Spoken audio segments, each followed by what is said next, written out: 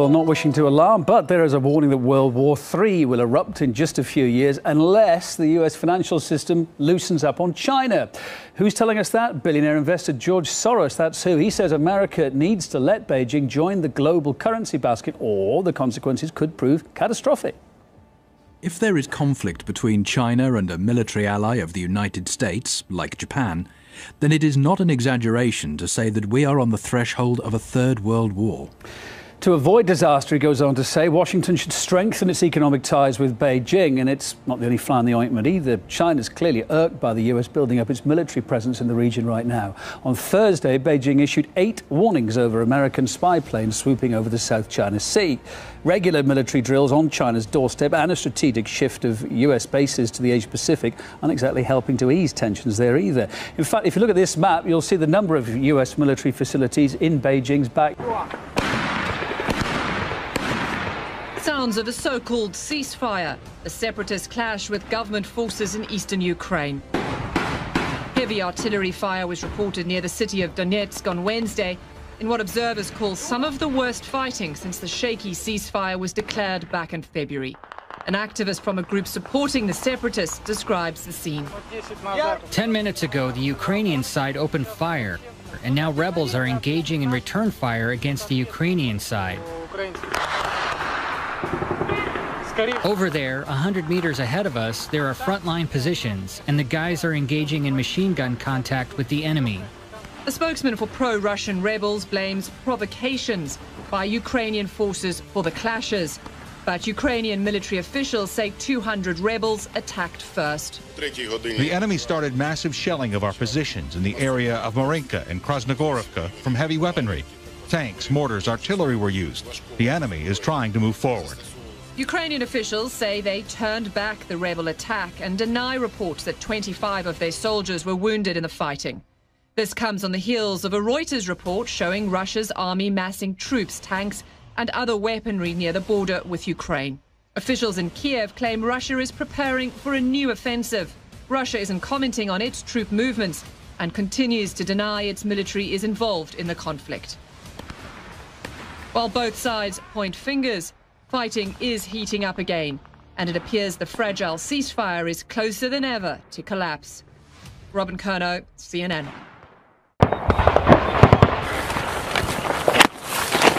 Вот такие дела. Так, ну ничего это. Сейчас перезаряжусь и вперед.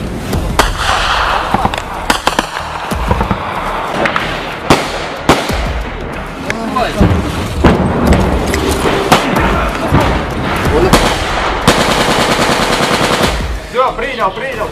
Сейчас убивается.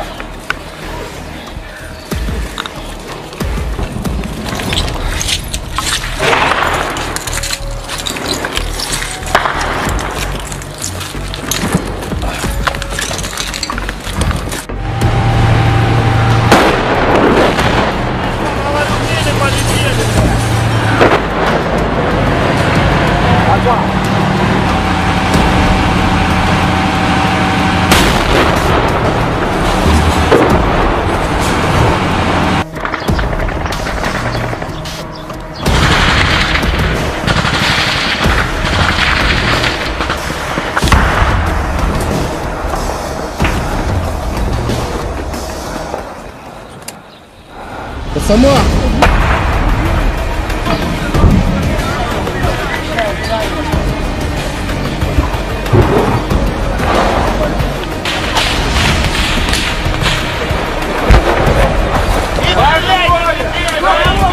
Пацаны, опыт у кого есть? Левое плечо, блядь. Все равно он есть.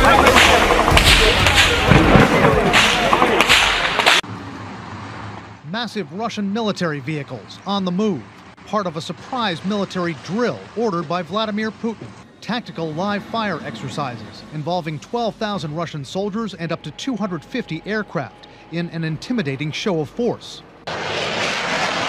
Meanwhile, American and European forces begin scheduled drills in the Arctic Circle involving over 4,000 personnel and around 100 fighter jets.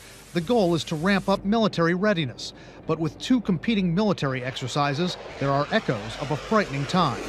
It has an eerie feeling of the challenge and testing and sort of the muscle flexing of the Cold War days. Putin is testing NATO and the U.S., analysts say, to see if they're ready for confrontation.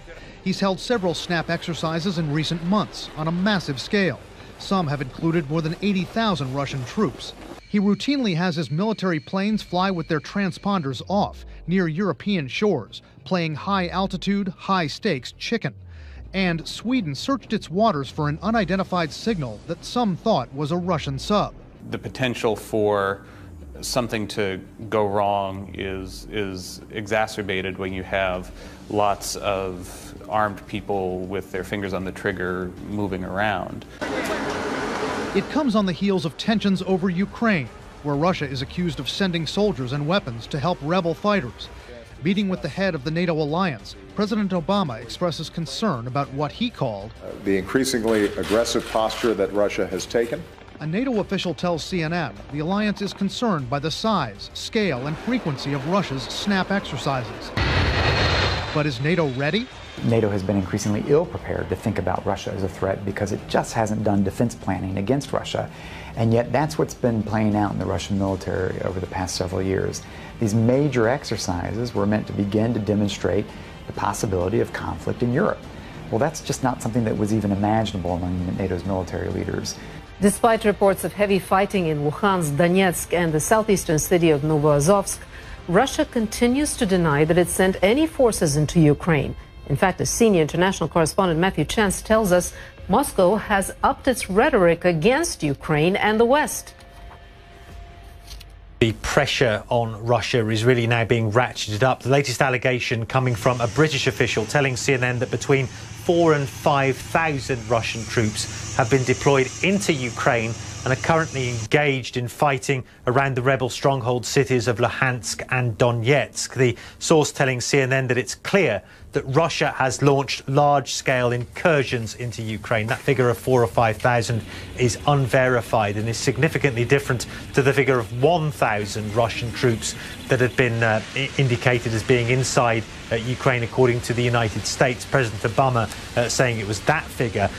All of these figures, though, have been categorically denied by the Russians. The Kremlin saying that it's purely conjecture that there are any reports at all of Russian forces in combat operations inside Ukraine. Take a listen to the Russian Foreign Minister, Sergei Lavrov. It's not the first time allegations have been made. From the very beginning of the crisis, we have been blamed for everything.